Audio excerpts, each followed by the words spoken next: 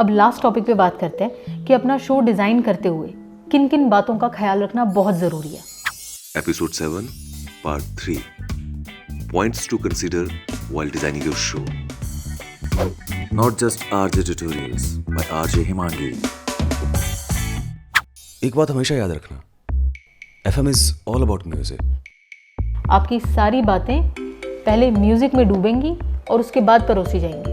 आप हर लिंक में अपने आने वाले गाने की बात करोगे, जो गाना अभी आके गया, आप उसके बारे में बात करोगे। आप म्यूज़िक के बारे में तो बात करोगे ही करोगे, उसके साथ एक स्मूथ ट्रांजिशन लेते हुए आप अपना कंटेंट सर्व करोगे आगे। तो किस तरीके से किसी भी प्रकार के कंटेंट में म्यूज़िक के थ्रू बात करी जाए या पहले म्यूज़िक की बात करके आप अपने कंटेंट की बात करेंगे, कैसे ये किया जाए ये ट्रांजिशन, इसके बारे में हम डिटेल में बात करेंगे अगले एपिसोड में। दूसरी इंपॉर्टेंट बात, खुद से एक सवाल ज़रूर पूछना कि दुनिया में इतने सारे आरजेज हैं तो लोग सिर्फ आपका शो क्यों सुनेंगे?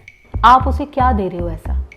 आप लिसनर्स को कोई इमोशन दे रहे हो, कोई इन्फॉर्मेशन दे रहे हो, कोई शॉक दे रहे हो, कोई सरप्राइज दे रहे हो, कुछ सिखा रहे हो, कुछ बता रहे हो, ऐसा नया उसके साथ क्या कर रहे हो? उसको अंदर से झंझोड़ रहे हो, कुछ तो कर रहे होगे ना आप। मतलब मैं तो कह रही हूँ अगर आप अपने लिसनर को गुस्सा भी दिला दो ना तो भी चलेगा। एवरेज नहीं बन के रहना। या तो लोग आपको बहुत पसंद करें या तो लोग आपको ना पसंद करें, आपकी बातें उनको ना अच्छी लगे कड़वी लगे तो भी चलेगा, पर कुछ तो इमोशन आपको क्रिएट करना बड़ा ज़रूरी है। कई बार नहीं, ये गलती तो बड़ी बड़ी मूवीज़ वाले कर जाते हैं। सोचो कितने बिग बजट की मूवीज़ होती हैं और हम देख रहे होते हैं और हमें कोई इमोशन नहीं आ रहा होता। हमें ऐसा लगता है कि यार दो कैरेक्टर हैं, उनकी लव स्टोरी चल रही है या उनकी कोई बात चल रही है, हम किसी और की ज़िंदगी देख रहे हैं जिससे हमारा कोई लेना देना नहीं है, ना ही हमें कोई इमोशन आया। मतलब हमने क्यों अपने 3 घंटे वेस्ट किए? ऐसा हमारा शो सुनते हुए किसी को ना लगे, उसका ख्याल रखना। किसी लिसनर को ये नहीं लगना चाहिए कि उसका टाइम वेस्ट हो गया है, ठीक है? एक और बात का ख्याल रखना, आपको सिर्फ रेडियो प्रेजेंटर नहीं बनना, लिसनर्स का बेस्ट फ्रेंड बनना है। ये कोई काम नहीं है रेडियो जॉकी, ये रिश्ता है जो हमारे लिसनर्स के साथ है। तो एक रिश्ता डेवलप करने के लिए जो मेहनत लगती है, जो एफर्ट्स लगते हैं, आपको same strategy, same efforts, same मेहनत अपने लिसनर्स के साथ रिश्ता बनाने के लिए करनी है। तो कोई इंसान किसी का दोस्त कैसे बनता है? जब आप अपनी पर्सनल बातें शेयर करते हो, जब वो आपकी ज़िंदगी में घुसना शुरू करता है, आपकी ज़िंदगी का पार्ट बन जाता है, जब उसे ये पता है कि आपके पेट का नाम क्या है और उसको ये पता है कि आपको कॉफ़ी नहीं पसंद है, तब उसको लगता है ना कि वो आपको ज़्यादा अच्छे से जानता है, अब वो आपका दोस्त बन गया। अपनी ज़िंदगी से कोई बात, कोई किस्सा, कोई चीज़, अपना स्लाइस ऑफ लाइफ जब आप उठा के रख दोगे ना उनके सामने, तो अपने आप उनसे आपकी दोस्ती और स्ट्रॉन्ग होनी शुरू हो जाएगी। और आपका शो इस तरीके से डिज़ाइन करना है कि आपका अपने लिसनर्स के साथ कांटेक्ट और बढ़ता चला जाए। हमेशा अपने शो के अंदर कुछ जगह अपने लिसनर्स को ज़रूर देना ताकि वो आपके साथ इंटरैक्ट कर सके। एक और बात का ख्याल रखना कि आपके टॉपिक में वो बात है कि वो लंबे समय तक चल सके। अब एक एग्जाम्पल देती हूँ। मान लो कि किसी ने डिसाइड किया कि वो अपने शो पे एक सेगमेंट रखेगा जहाँ पे वो types of people in marriages पे डिस्कस करेगा। तो बहुत अच्छा है, आप करो टाइप ऑफ पीपल डिस्कस। आपने 10 लोग डिस्कस कर लिए, आपके 10 शोज़ हो गए। चलो ज़्यादा से ज़्यादा आपने शादी के अंदर विचित्र टाइप के प्राणी 20 ढूंढ लिए, 20 मिल गए। उसके बाद क्या? उसके बाद एग्जॉस्ट हो जाएगा ये कंटेंट और नहीं मिलेगा आपको। लेकिन अगर आपने टॉपिक पकड़ा है कि types of people in marriages नहीं, टाइप्स ऑफ पीपल, अब आपके पास कंटेंट ही कंटेंट है। क्योंकि अब आप करोगे types of people in marriages, 10 category आपको वहाँ मिल गई। Types of people in swimming pool, 10 category आपको वहाँ मिल गई। Types of people in restaurant.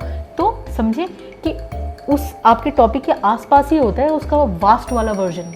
तो जो भी आप अपना शो डिज़ाइन करते हो उसको लेकर एक दूरदर्शिता होनी बहुत ज़रूरी है, नहीं तो फंस जाओगे। अगर आपका शो वर्क नहीं कर रहा है तो उस पर अटक मत जाना। Take feedback, improve and repeat.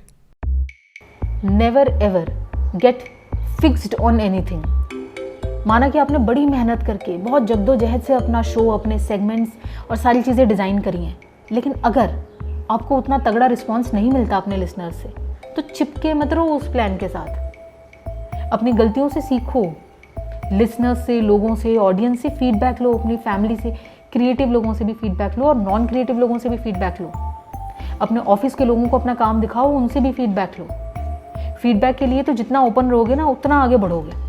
मैं I am really thankful to my producers, to my programming people, जिन्होंने फीडबैक दे दे के अरे बड़े बिटर लगते हैं कई बार फीडबैक्स, लेकिन उन्होंने दे के कमाल कर दिया। मेरा शो इम्प्रूव हो गया, मैं एज अ पर्सन इम्प्रूव हो गई, मेरी बहुत सारी स्किल्स इम्प्रूव हो गई।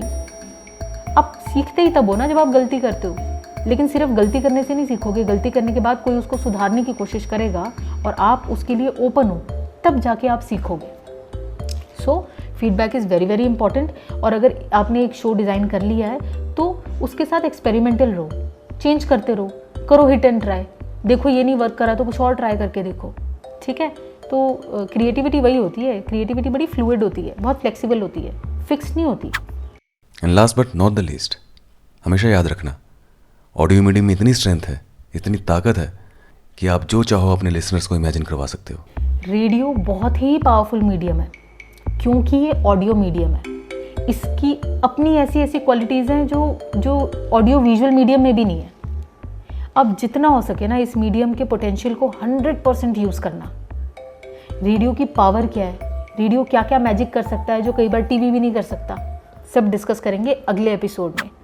Will discuss how to write for radio, how to write links और रेडियो मीडियम की पावर क्या है, ठीक है। तो आज का एपिसोड थोड़ा लंबा हो गया, आई नो, लेकिन ऑल द बेस्ट। अपना फैंटास्टिक सा शो डिज़ाइन करना और मुझे भी बताना कि आपने कैसा शो डिज़ाइन किया है और आप अपना शो डिज़ाइन करते हो तो आप किस टॉपिक पे बात करना पसंद करोगे, आप कौन सा आपका इंटरेस्ट वाला टॉपिक क्या है वो ज़रूर शेयर करना।